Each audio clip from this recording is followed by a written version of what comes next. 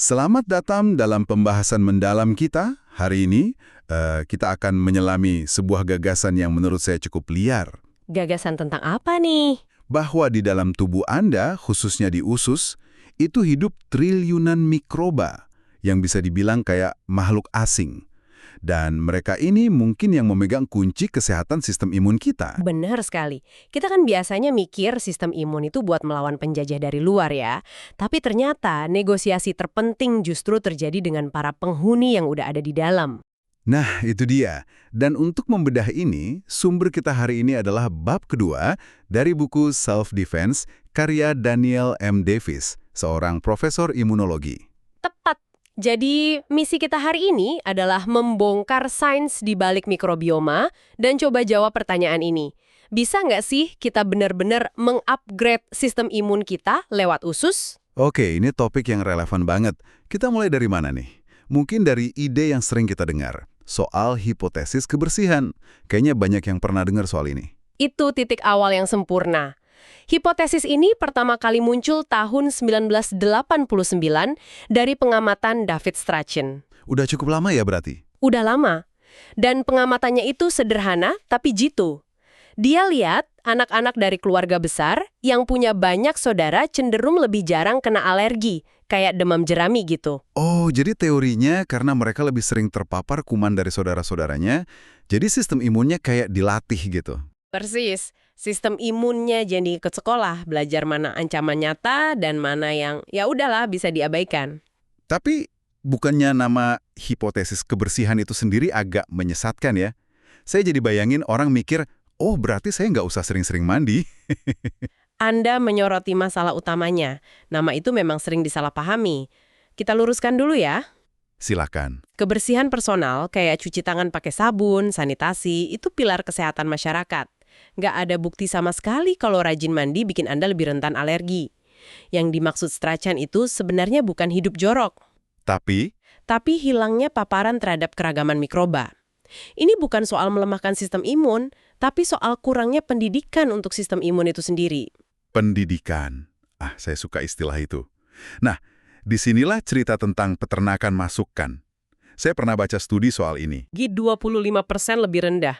Tapi yang paling fenomenal itu perbandingan antara komunitas Amish dan Hutterite di Amerika. Oke, mereka ini kan mirip ya dari banyak sisi. Mirip banget. Nenek moyang sama, diet mirip, gaya hidupnya juga. Tapi ada satu perbedaan kunci, Apa itu? cara mereka bertani. Anak-anak Amish itu tinggal dan main di peternakan keluarga yang tradisional.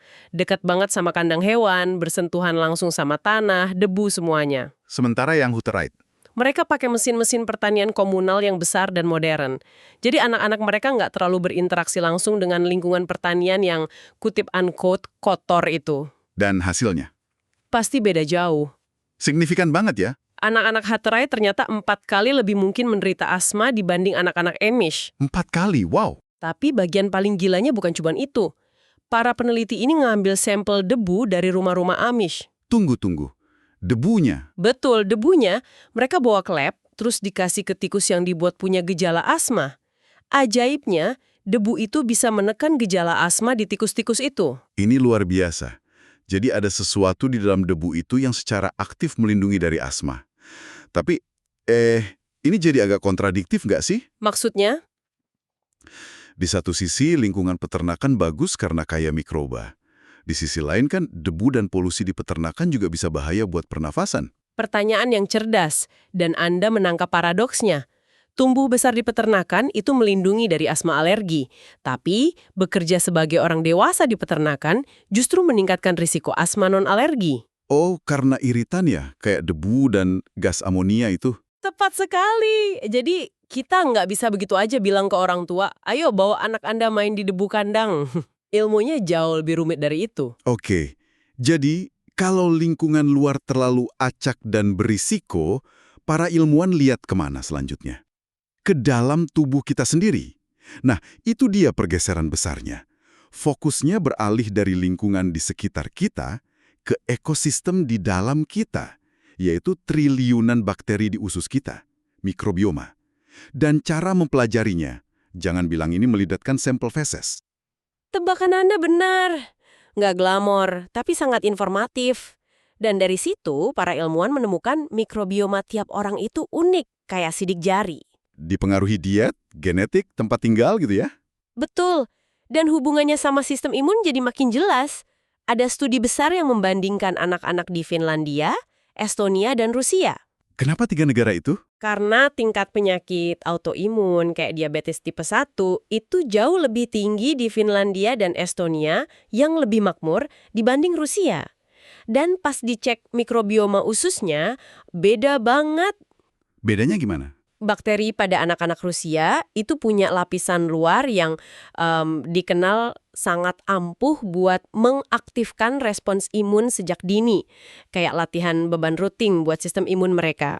Oke, jadi sistem imunnya dilatih terus. Betul. Sebaliknya, bakteri pada anak-anak Finlandia dan Estonia cenderung menenangkan atau menekan sel-sel imun. Jadi bisa dibilang mikrobioma anak Rusia itu kayak pelatih pribadi yang galak, bikin sistem imunnya kuat. Sementara yang lain pelatihnya lebih santai, jadi sistem imunnya kurang terlatih gitu. Analogi yang bagus sekali. Ini nunjukin kalau jenis bakteri di usus Anda itu bisa membentuk cara sistem imun Anda merespons dunia. Ini nyambung juga ke pengobatan kanker kan? Saya pernah baca soal itu. Benar, keberhasilan terapi imun modern yang namanya checkpoint inhibitor ternyata juga sangat bergantung pada bakteri apa yang ada di usus pasien. Tapi ini rumit, belum ada satu bakteri super yang jadi pahlawan tunggal.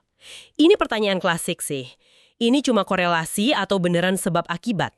Maksud saya, apa mikrobioma yang beda yang bikin sakit? Atau orang yang sakit kebetulan aja mikrobiomanya jadi beda? Itu pertanyaan kuncinya. Dan untuk membuktikannya pada manusia itu susah banget. Makanya eksperimen pada tikus jadi sangat penting.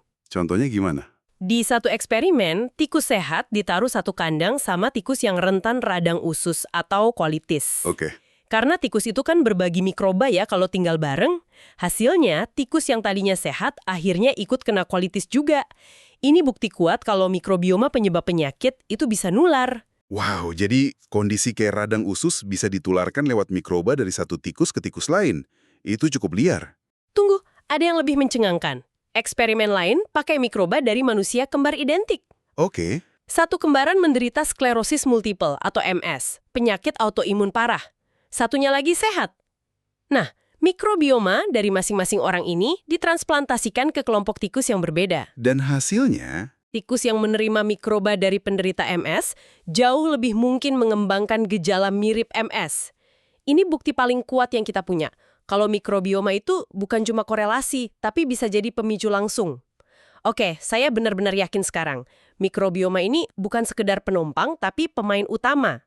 Pertanyaan berikutnya, gimana persisnya mereka ngobrol sama sistem imun kita? Bisa dibilang, ini dialog yang terjadi non-stop di dinding usus kita. Dan menariknya, ini bukan soal sistem imun bisa tahu mana bakteri baik dan jahat. Ini lebih soal konteks. Konteks gimana maksudnya? Contohnya bakteri E. coli. Di dalam usus, dia nggak apa-apa. Tapi kalau dia sampai masuk ke saluran kemih, sistem imun bakal langsung nyerang habis-habisan. Karena dia ada di tempat yang salah. Oh, jadi lokasi adalah segalanya. Lantas, apa kata-kata yang mereka pakai dalam dialog ini? Kata-kata itu adalah molekul kimia yang diproduksi bakteri. Dan salah satu yang paling penting, semacam kata kuncinya adalah butirat. Butirat. Butirat ini asam lemak rantai pendek yang dihasilkan saat bakteri usus kita mencerna serat dari makanan yang Anda makan. Serat. Sesuatu yang sering kita dengar, tapi mungkin nggak tahu persis kenapa itu penting. Jadi bakteri kita makan serat, terus ngomong pakai butirat. Apa yang butirat ini sampaikan ke sistem imun? Butirat ini mendorong perkembangan sel imun khusus yang namanya sel T regulator atau disingkat T-rex. T-rex. Oke. Kalau sistem imun itu tentara, anggap aja T-rex ini sebagai pasukan penjaga perdamaian atau polisi anti huru-hara. Oh, saya suka analogi itu. Jadi tugas mereka menenangkan situasi ya? Tepat, mereka yang menghentikan respons imun yang berlebihan, mencegah sistem imun kita menyerang hal-hal yang nggak seharusnya, kayak serbuk sari, makanan, atau bahkan bakteri baik di usus kita. Jadi kalau butiratnya kurang, T-rex-nya juga kurang, dan akhirnya kerusuhan atau peradangan bisa pecah di mana-mana. Gitu ya logikanya. Penjelasan yang sangat akurat.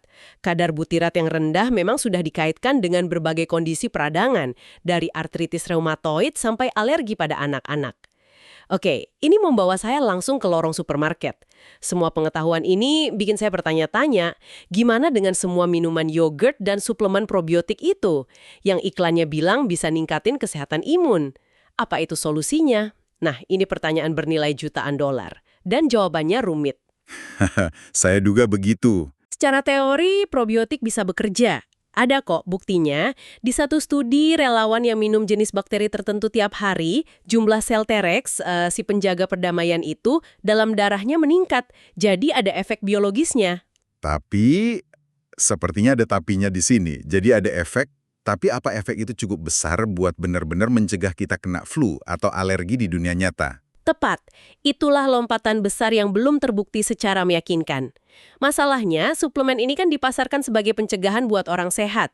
Secara ilmiah dan etis, itu susah banget dibuktiin. Kita nggak bisa sengaja menginfeksi orang buat lihat probiotiknya kerja atau nggak. Dan ada resiko keseimbangan juga ya mungkin? Betul. Anda kan nggak mau terlalu banyak T-rex yang menekan sistem imun pas Anda lagi butuh-butuhnya buat melawan infeksi virus yang serius. Oke, jadi kalau menelan satu jenis bakteri dari botol itu bukan jawaban pastinya, apa pendekatan yang lebih masuk akal? Daripada fokus nambahin 1 atau 2 jenis bakteri dari suplemen, pendekatan yang lebih didukung sains saat ini adalah memberi makan triliunan bakteri baik yang udah Anda miliki. Maksudnya dengan makanan? Persis. Dengan makan makanan yang kaya berbagai jenis serat dari sumber tumbuhan yang beragam, sayuran, buah, biji-bijian utuh, kacang-kacangan. Makanan inilah yang jadi bahan baku bakteri usus Anda buat bikin molekul bermanfaat kayak butirat. Jadi intinya, rawatlah taman di dalam diri kita, jangan cuma menanam satu jenis bunga aja. Analogi yang sempurna. Oke, jadi setelah percakapan ini ada beberapa hal besar yang saya dapatkan. Pertama, hipotesis kebersihan itu lebih soal keragaman mikroba, bukan sekedar kotoran.